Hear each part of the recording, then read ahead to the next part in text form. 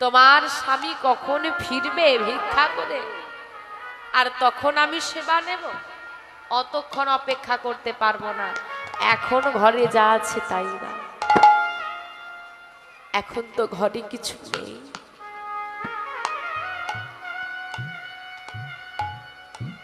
কি করব বল? তুই আমাকে এমন ভিখারিনী করে সংসারে পাঠিয়েছিস।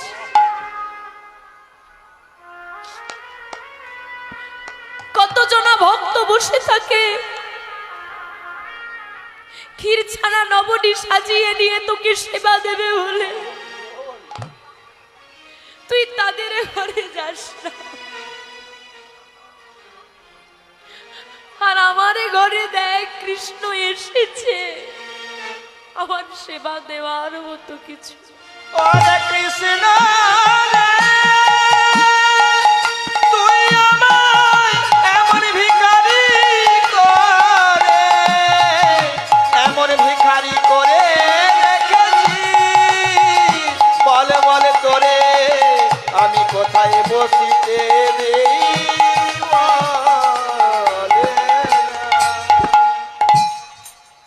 ভগবান তো এমনই হয় গো মা। এই জগতে ভগবান যাকে ধন দিয়েছে তাকে মন দিতে ভুলে গেছে, আর যাকে মন দিয়েছে তাকে ধন দিতেই ভুলে গেছে। যার আছে সে দেয় না, আর যার নেই সে দেওয়ার জন্য পাগল। কি সেবা দিল? সেবা দিচ্ছে কৃষ্ণকে। পোকা লেগে যাওয়া খুদ, আহ ভগবান কেমন লীলা করে গো। পোকা লেগে যাওয়া খুদের অন্ন তৈরি করে, গাছ থেকে পেলেছে কলা, বসিয়েছে কৃষ্ণকে কোলে, এক গ্রাস করে ক্ষুদন্ন দেয়, কলাটা ছাড়িয়ে শ্বাসটা ফেলে দেয়, খসাটা গোবিন্দের বদনে দিয়ে বলে, ওরে খা কৃষ্ণ নেতাই গৌর হরি বল হরি বল হরি বল। পরমানন্দে ভগবান তাই সেবা করছে।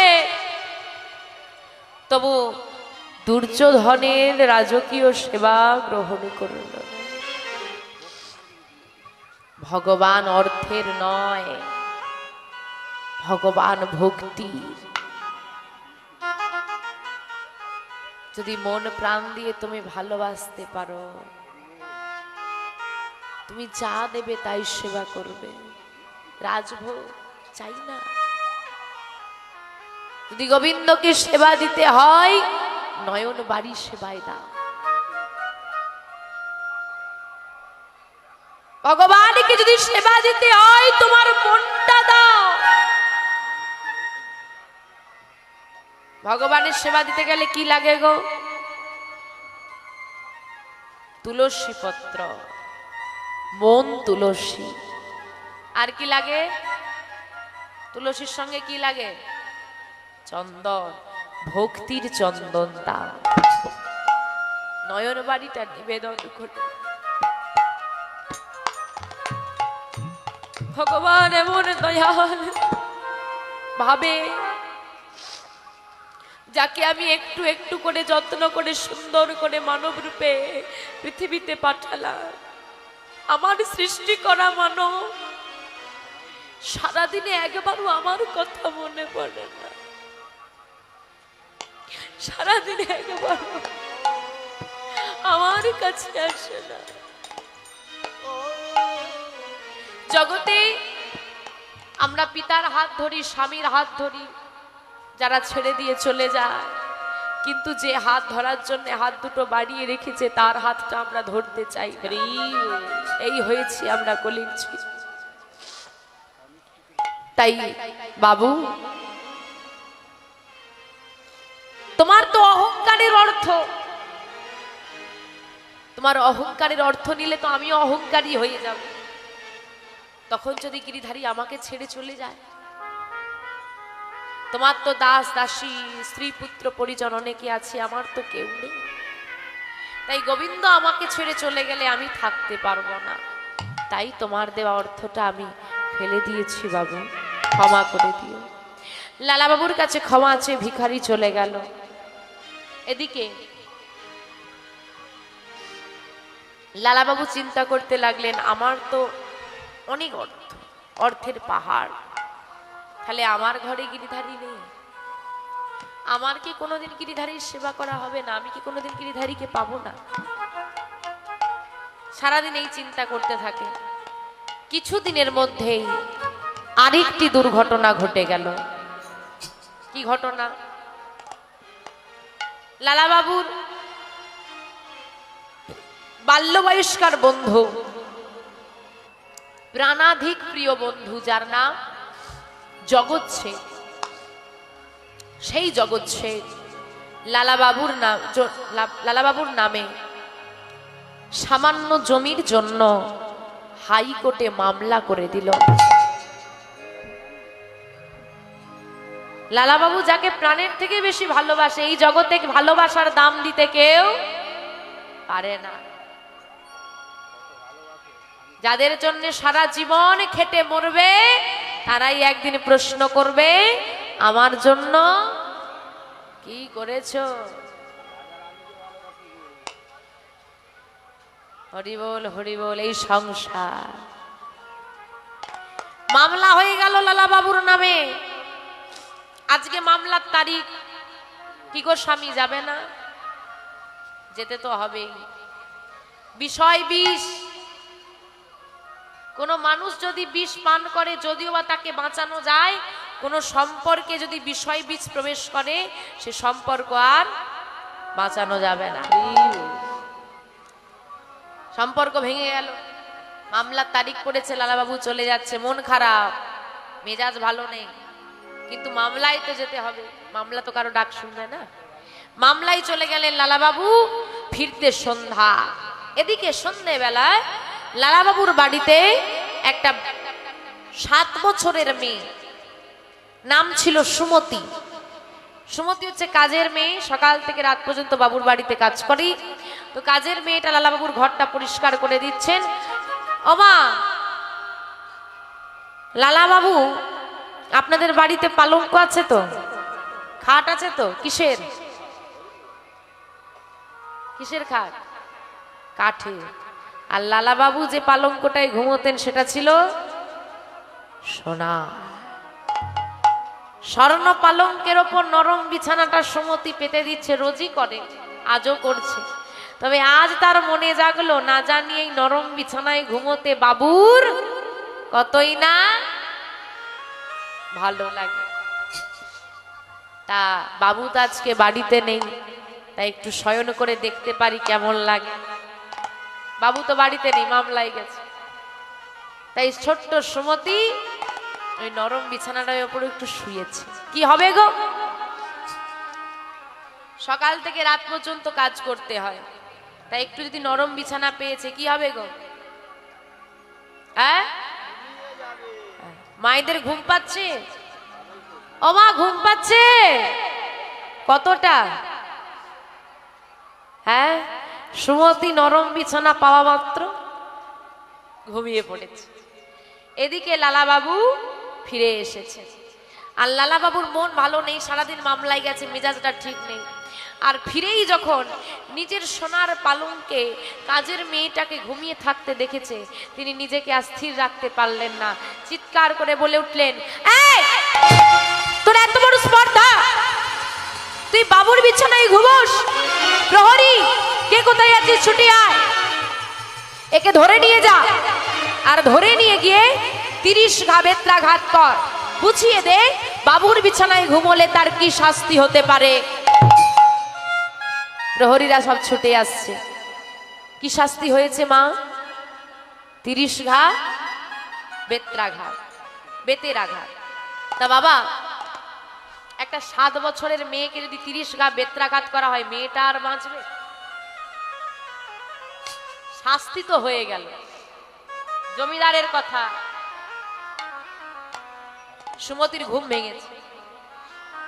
যেই না ঘুম ভেঙেছে, সুমতি ওই পালঙ্কের ওপর দাঁড়িয়ে থরথর করে ভয়ে কাঁপছে, কি হবে। আর কাঁপতে কাঁপতে একবার হাসছে আর একবার কাঁদছে। এই! তোর সাহস তো বড় কম নয়, তুই বাবুর বিছানায় ঘুমিয়ে অপরাধ করলি, তোকে শাস্তি দেওয়া হলো, তার উপর তুই একবার হাসছিস একবার কাঁদছিস, মানে তুই আমার সঙ্গে মস্করা করছিস। হ্যাঁ, এত বড় স্পর্ধা তোর। আমি তোমার সঙ্গে মস্করা করছি না বাবু, আমি তোমার সঙ্গে মস্করা করছি না। মস্করা করছিস না, তাহলে বল বল তুই হাসলি কেন? কিরে বল, হাসলি কেন? বাবু, আপনি আমার মালিক, আমি আপনার দাসী, আর দাসী হয়ে মালিকের বিছানায় ঘুমানোটা অপরাধ। আমি অপরাধ করেছি, আর আমি যে অপরাধ করেছি সেই অপরাধের জন্য আপনি আমার 30 গা বেত্রাঘাতে শাস্তি করেছেন। যোগ্য অপরাধের যোগ্য শাস্তি আপনি আমাকে দিয়েছেন, তাই আমি খুশি হয়ে হেসেছি। খুশি হয়ে হেসেছিস? তা খুশি হয়েই যদি হেসে থাকিস, বল তাহলে তুই কাঁদলি কেন? খুশি হলে মানুষ হাসবে, কাঁদবে কেন? তাহলে তুই বল কাঁদলি কেন? আমি ওটা বলতে পারবো না বাবু, বলতে পারবো না, বলতে আজকে তোকে হবে। বল বল কাঁদলি কেন? তুই কাঁদলি কেন? কাঁদলি কেন? কাঁদলি কেন? তুই কাঁদলি কেন? বলি বল ও সুমতি, কাঁদলি কেন? বল বল ও সুমতি, কাঁদলি কেন? বল বল ও সুমতি, কাঁদলি কেন? আমি বলতে পারবো না বাবু, বাবু আমি বলতে পারবো না, বলতে তোকে আজকে হবে। তুই হাসলি কেন বলতে পারবি, তুই কাঁদলি কেন বলতে পারবি না? বল বল তুই কাঁদলি কেন? বাবু, আমি যদি আমার কান্নার কারণ বলি, তুমি কাঁদবে না তো? না না, আমি কাঁদবো না। তুমি কষ্ট পাবে না তো? না, আমি কষ্ট পাবো না। বল তুই কাঁদলি কেন? বাবু, আপনি আমার মালিক, আমি আপনার দাস, আর দাসী হয়ে মালিকের বিছানায় 10 মিনিট ঘুমালাম বলে আমার 30 গা বেত্রাঘাতের শাস্তি হলো। আচ্ছা বাবু, ভালোই করেছে, আপনি তো আমার মালিক। আপনি কি জগতের সবার মালিক? না, আমি কেন জগতের সবার মালিক হতে যাব? আমারও মালিক আছে, জগতের সবার মালিক আছে গোবিন্দ, তিনি উপরে বসে আছেন, সব দেখছেন। তা বাবু, এই সোনার পালঙ্কে আমি 10 মিনিট ঘুমালাম বলে আপনি আমার মালিক হয়ে আমাকে 30 গা বেত্রাঘাতের শাস্তি দিলেন। আপনার 50 বছর বয়সে আপনি কতগুলো দিন এই সোনার পালঙ্কে ঘুমিয়েছেন? আপনার মালিক আপনার জন্য কত ঘা বেত্রাঘাত সাজিয়ে রেখেছে, এটা ভেবেই আমি কেঁদে ফেলেছি। নেতাই গৌর হরি হরি বল, হরি বল, হরি বল। কি বললি, কি বললি সুমতি? আমার মালিক, হ্যাঁ হ্যাঁ, গোবিন্দ আমার মালিক, তিনি তিনি তো আমার জন্য শাস্তি তুলে রেখেছেন। সত্যি তো, আমি তো এটা ভাবিনি। আমি তোর মালিক হয়ে যদি তোকে শাস্তি দিই, তাহলে তিনিও তো আমার জন্য শাস্তি রেখেছেন। ওরে সুমতি, তুই আমার দাসী নয় রে মা, তুই আমার চেতনা ফিরিয়ে দিলি। তুই আমার দাসী নয়, দাসী নয়, আজ থেকে আমি তোকে নিজের মেয়ে রূপে স্বীকার করলাম। হ্যাঁ রে মা, বল একবার আমাকে বাবা বলে ডাক। বাবু, না না না, বাবু নয়, বাবা বল, বাবা বল। বাবা, হ্যাঁ হ্যাঁ হ্যাঁ, আমি তোর বাবা, আর তুই আমার মেয়ে, আর আমি তোর বাবা হয়ে এই তোর মাথায় হাত রেখে প্রতিজ্ঞা করলাম, না না ঘুমাবো না পালঙ্কেতে।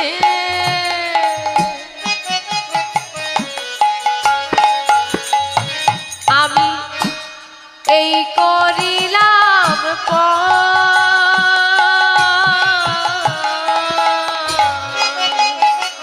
না না ঘুমাবো না এই পালঙ্কেতে, আমি এই করিলাম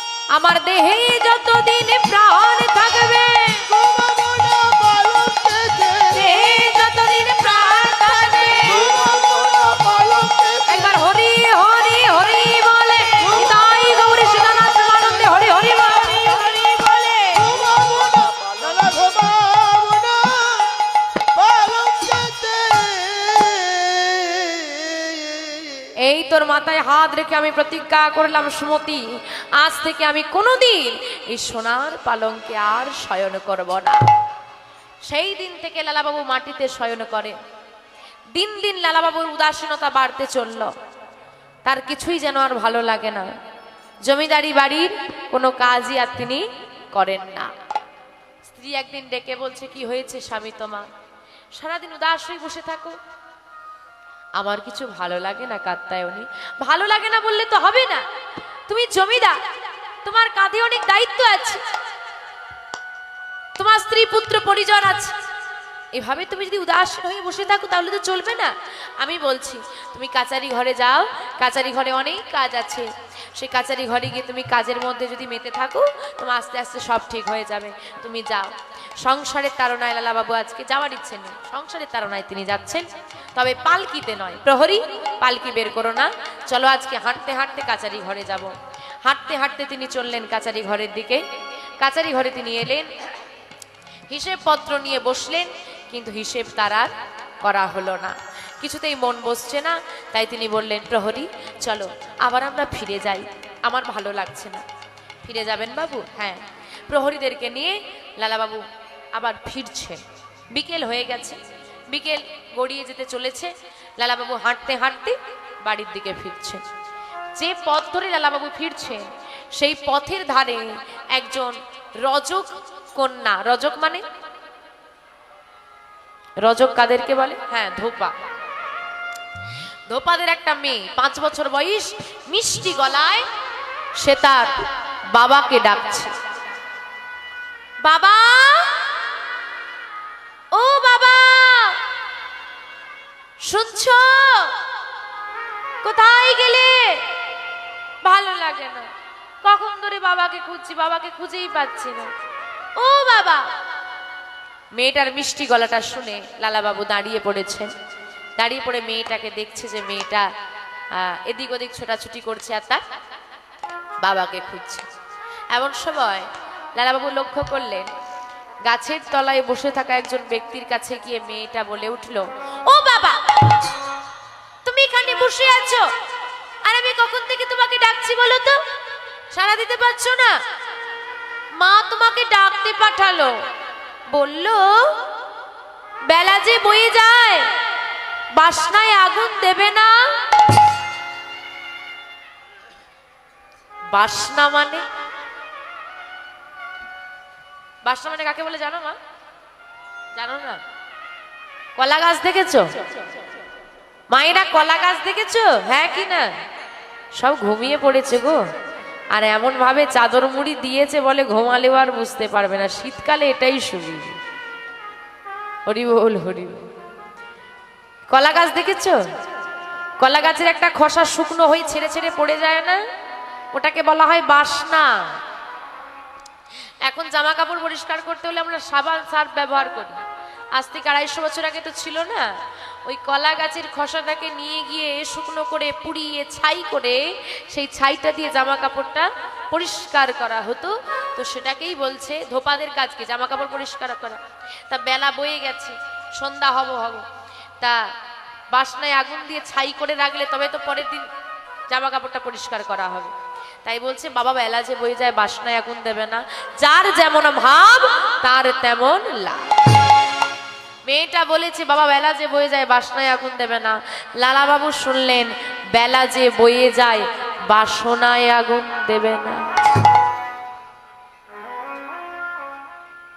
জীবনের বেলা বয়েই তো গেল, আর কবে আগুন দেবে? দেখো দেখো বেলা বয়ে যায়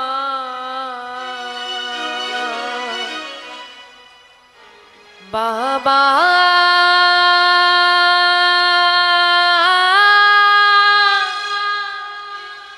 বেলা বয়ে যায়,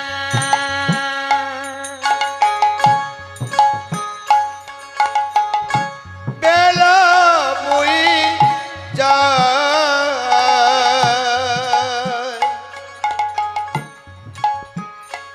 বাবা,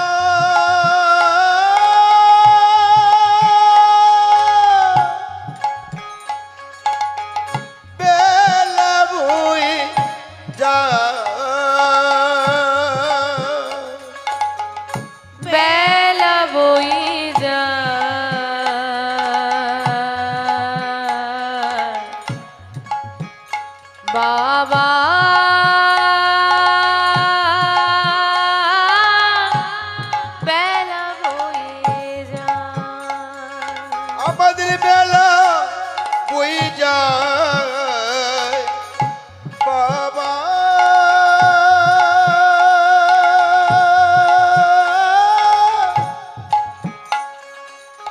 বেলা বই যায় যে দেখো গগন পানে গো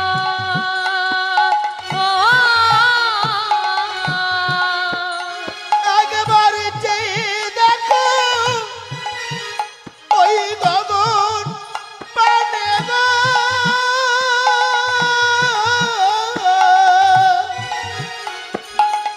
যে দেখো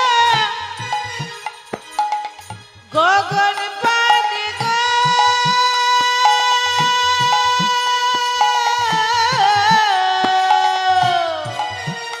একবার চেয়ে দেখো ওই গগন পানে গো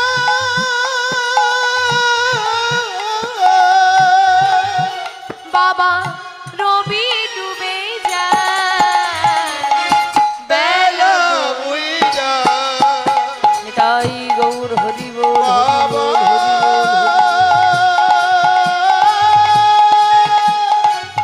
বেলা বই যায় ওরে বিধি রে বই যায় ও ও বিধি রে বেলা বই ওরে বিধি রে ও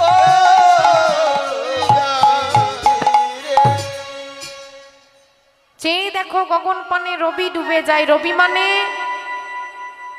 সূর্য কোন সূর্য আয়ু সূর্য আমাদের আয়ু সূর্যটা ধীরে ধীরে ডুবছে যেদিন সম্পূর্ণ ডুবে গিয়ে অন্ধকার নেমে আসবে সেদিন চাইলেও আমরা আর কিছুই করতে পারবো না এখন সময় আছে করে নাও কথাটা শোনা মাত্র লালাবাবু আর দেরি করলেন না তাড়াতাড়ি করে গৃহে ফিরে এলেন সন্ধ্যা থেকে রাত সবাই শয়নে গেল লালাবাবুও গেলেন কিন্তু লালাবাবুর নিদ্রা আজকে আর এলো না নিদ্রা আসছে না সারা রাত মধ্যরাত চারিদিক নিস্তব্ধ সমগ্র জমিদারি বাড়ি ঘুমন্ত লালাবাবুর মনে একটাই কথা চলছে ওরে লালা আর কতদিন বিষয় বাসনা আঁকড়ে পড়ে থাকবি সময় তো হলো এবার বিষয় বাসনায় আগুন দিয়ে চলে যা বৃন্দাবন চলে যা গোবিন্দ সেবায় আর আর এই বিষয় বাসনা নিয়ে পড়ে থাকিস না লালাবাবু সিদ্ধান্ত নিলেন তাহলে আর নয় অনেক হয়েছে আর থাকলে হবে না কি করলেন তিনি জমিদারি বেশ পরিত্যাগ করে গেরুয়া বস্ত্র পরিধানে এলো সুমতির কাছে সুমতি সুমতি সুমতি কে আমি বাবা তুমি এত রাতে তোকে একটা কথা জানাতে এলাম রে মা কি কথা বাবা আমি আসি আসি মানে কোথায় যাবে তুমি আমি ঘরে থাকবো না এই বিষয় বাসনায় আগুন দিয়ে আমি চলে যাব বৃন্দাবনের পথে বাবা এ কি বলছো তুমি ঠিকই বলছি রে মা আর আমি এখানে থাকবো না কাউকে তুমি জানাবে না না এই সংসারকে জানালে সংসার যেতে দেবে না তাই তুই আমায় বিদায় দে মা আমি বৃন্দাবনে যাব তুমি বৃন্দাবনে যাবে তোমাকে তো বাধা দিতে পারবো না তবে বাবা বৃন্দাবনে গিয়ে বৃন্দাবনে চন্দ্র শ্রীকৃষ্ণের তোমার যদি দর্শন হয়ে যায় বলে দিও ওই হতভাগিনীকেও যেন হাতে ধরে পারাপার করে আসি সুমতির কাছ থেকে বিদায় নিয়ে চলে যাচ্ছেন লালাবাবু বৃন্দাবনের পথে ও মা লালাবাবু কি একাই বৃন্দাবন যাবে তোমরাও যাবে যেতে পারবে তো ঠিক যাবে তো বাহ চলুন লালাবাবুর সঙ্গে কৃষ্ণ দর্শনী কৃষ্ণ প্রেতে আমরা সবাই মিলে চলে যাব সেই শ্রীরাম বৃন্দাবনের পথে গোঠে রাখা বলে দে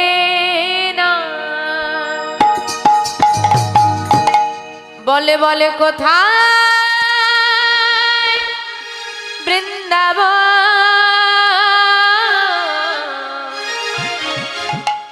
শ্যামকুণ্ড রাধাকুণ্ড গিরি গোবর্ধন।